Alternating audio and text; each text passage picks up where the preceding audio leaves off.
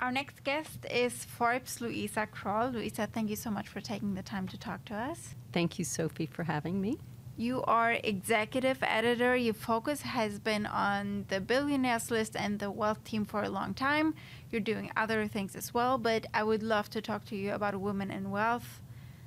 So I'm excited about what you can share with us. Thank you. Thank you. First of all, maybe you can just take us back how you got to this point and how you got to what you're doing at the moment. Because you've been with Forbes for a long time. Yes, actually, I'm quite reluctant to say how many years, but no, it's been a little bit over a quarter of a century. And never in a million years when I started as a reporter back in 1996 would I, first of all, have expected to still be at Forbes this many years later. But I also would never have guessed that I would be spending so much of my time covering the stories, the ups and downs, you know, the trials and tribulations, the power, et cetera, of the world's wealthiest people. Just could not have conceived of it. But, you know, I came here as a young reporter. I covered many things, you know, over the years. One of the first assignments most journalists at Forbes get is to work on the world's billionaires, or the Forbes 400, which is our list of American billionaires. And I was assigned the UK and South Africa and spent many hours valuing game parks and how much a zebra was worth versus a lion. And it was a I would assume a lot of lion fun. is more worth than a zebra. I don't know. I have to confess, I don't remember which was worth. I learned a very valuable lesson, which is that 10 or 20 million worth of animals for billionaires is really less than a rounding error. So better time spent on bigger assets. Okay. So. Just one I've never heard before, Yes. but that's really interesting. But you stuck with that, so there was something that was fascinating and interesting to you.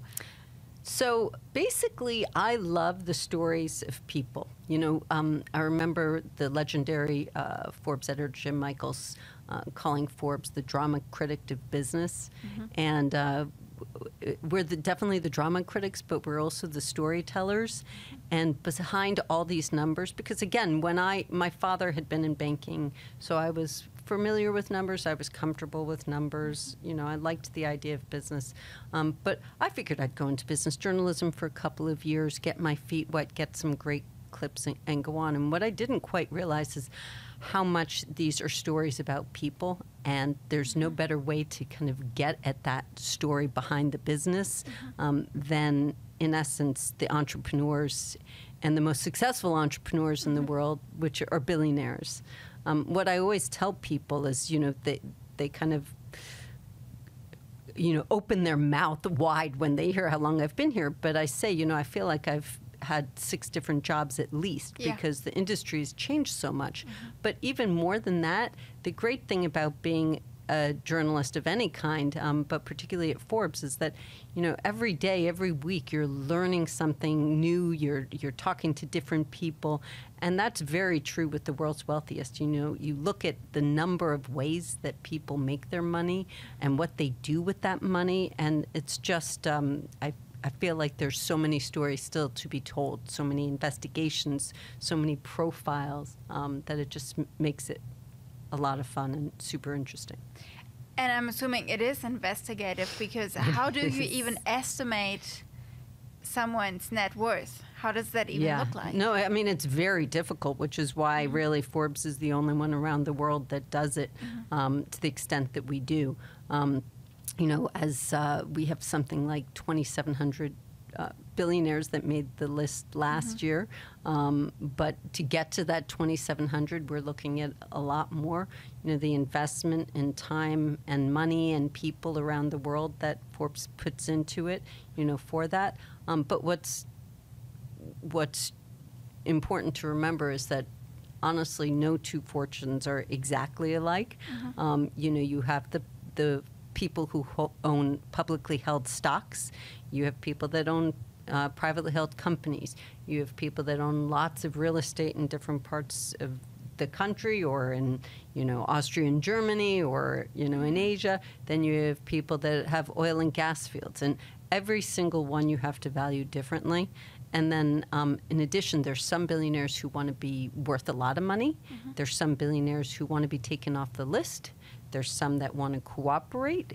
There's some that don't at all. We have people that send us their bank statements. Then we have people that refuse to get on the phone with us. So, not only do you have to try and navigate and figure out what things are worth, you have to figure out, are they being truthful? What are your sources? How good are your sources? Who else should you be calling? Who else can tell you about this person? So it's not easy, but, as I say, every single one of these files is at least one story, but usually multiple stories within there that are, that are there to be told. How many people are working on that? So we have about, I'd say 12 or about a dozen full-time reporters, but then we have dozens around the world who work with us either in partnership or on a freelance basis. So we have a fantastic team in Forbes Asia, people that I've worked with for many, many years that are covering countries like in India and Indonesia. We have partners in Europe like Forbes Austria. We have, we work with Forbes Ukraine throughout the war. They were, sending us information and working with us on stories while they were in hiding. So it's small, but it's very big. Yeah, I get that.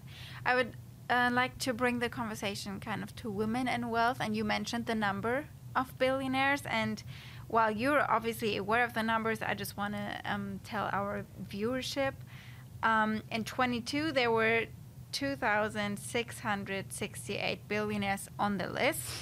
327 were women. That's 12.2%. What comes to mind when you see that number? Does it say anything structural about the economy? Does it give a hint about something bigger? What does it actually say? Well, first of all, the first thing I think of when I hear that number is that, in a sense, to me, it almost overstates it, because there are 75 of those women are self-made women. So around the world, most of the billionaires are self-made. So you're talking about 75 women who have done what it takes, have earned their way into the billionaire ranks. That's less than 3%. And it's a number that really has not budged since I've been here, and in fact maybe a little bit less. But as a woman, as an editor, it's always been something that I dig into over the years, and you try and understand what is driving that. Clearly there are some fundamental issues. For one thing, men have dominated business and the startup culture for many, many years. And so a lot of the billionaires around the world happen to be older. There are definitely some that are younger, but a lot of them have spent a long time. So some of the things that say, 30, 40, 50 years ago that were structural kind of helped create fortunes for a lot of these men, and we're still working through. There was a statistic that came out of the World Economic Forum. About 49% of new businesses were being started by women. To me, that's a really encouraging sign. But still, like something like 3 to 1, the men own the businesses right now. And what you see is still the larger part of venture funding, et cetera, all go to men. So I think that there's part structural, but I have to say there's also something about the way women approach business. Now, again, I hate to talk in stereotypes because there are exceptions, and I think that as time goes on, we'll definitely see more women, kind of getting into, starting businesses in a bunch of different areas, and you've already seen it some in the tech and biotech space, et cetera. And definitely in businesses like fashion and retail and such. But, I think that women want to be nurturing. They want to kind of build mentorship. They want to support other people. They don't want to be the ones that necessarily, own everything. They want to share things. And when you talk to them, I mean, it's amazing because, as I said earlier on, there are some billionaires who want to be really high on the list, some that don't. But generally, the women really don't ever want to talk about their wealth. I mean, I've had so few that want to have those conversations. And I think that kind of also speaks to, how they approach these businesses. They'd much rather talk about the number of women that they hire and what they're doing to help create equitable organizations. Again, I'm talking generalizations. There are always exceptions to the rule, but I have definitely found that women do not want to be in the spotlight for wealth, for personal wealth. I think that's fascinating, and you've had many of these conversations with female and with male billionaires. And of course, it's interesting for us to hear if there are differences in how they approach their wealth, other people's wealth, their attitude, just the way they think. So are there differences?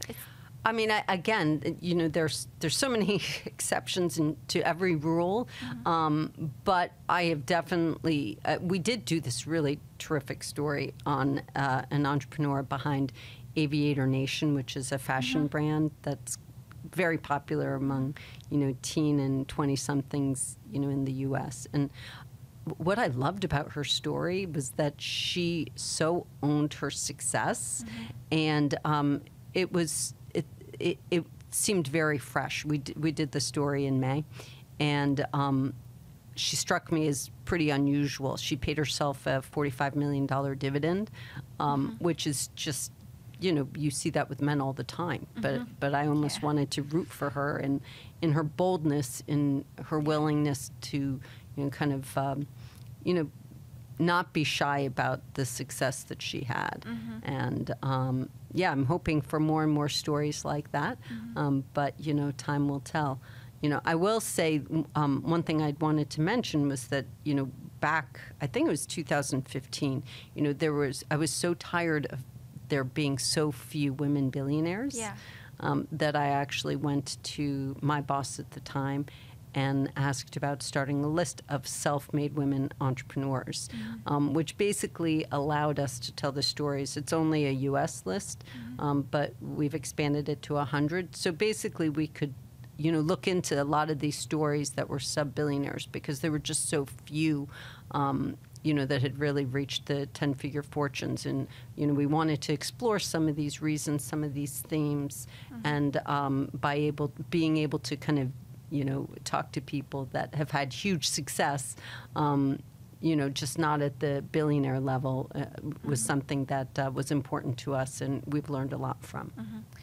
Can you see momentum or a trend? I feel like it's, fits and starts, one step forward, 2 steps back, 2 steps forward, 1 step back, particularly in a market like this where, everybody's really struggling and everyone's business is tough. So I think it's too early to tell. If when I started that list 7 years ago, when I first, really became involved in wealth and, took over editing probably like, 10, 15 years ago, I thought we'd see more progress than we have. But there's still terrific stories, and, there are still so many women that are out there starting businesses and really having significant success. So it gives me hope, but we'll see. Thank you so much for taking the time, Luisa. Of course. Thank you, Sophie. Thank you.